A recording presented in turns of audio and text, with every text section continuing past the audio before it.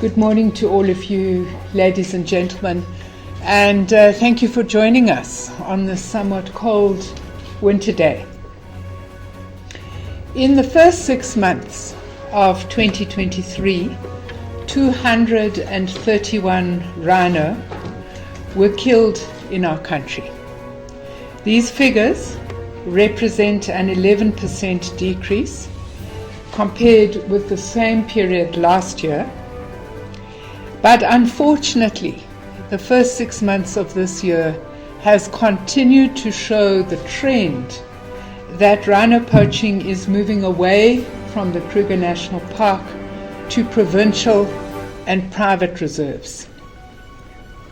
42 rhino were poached in the Kruger National Park, 143 in KwaZulu-Natal, 46 of the rhino killed were in privately owned reserves and 143 in provincially owned reserves. Because the demand for rhino horn remains a constant threat to rhino populations, collaboration between law enforcement agencies, including the South African Police Service, the Green Scorpions, customs officials, the Financial Intelligence Center, and the National Prosecuting Authority remains of key focus. These efforts are supported by private security in privately owned conservation estates. An important development in strengthening the collaboration between role players in order to effectively address the organized nature of rhino poaching and wildlife trafficking was Cabinet's recent approval in May this year of the National Integrated Strategy to Combat Wildlife Trafficking. This strategy aims to break the illicit value chain of wildlife trafficking in our country and beyond its borders.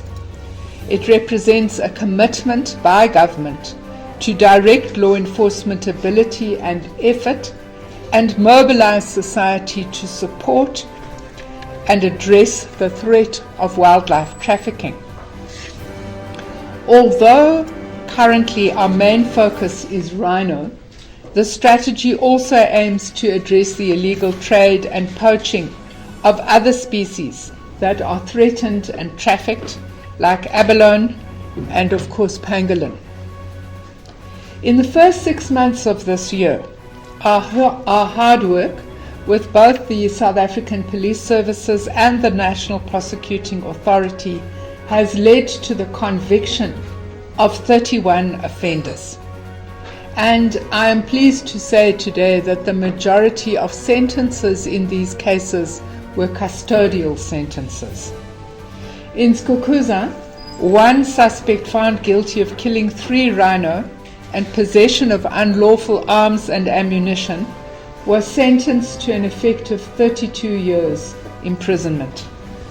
In another matter, 3 accused found driving around the Kruger Park with 5 rhino horns hidden in the vehicle, a hunting rifle, ammunition and knives, were convicted for the killing of 3 rhino and possession of unlawful firearms. Accused 1 and 2 were sentenced to 34 years imprisonment, while accused 32 were sentenced to 39 years imprisonment. In Limpopo, an accused was sentenced on a charge of murder and killing of 2 rhino, as well as possession of unlicensed firearms and ammunition, and received an effective sentence of 24 years. Similarly, in the Eastern Cape, 6 accused were convicted of charges of conspiracy to commit rhino poaching. No rhinos were actually killed in this instance, and possession of unlicensed firearms and ammunition.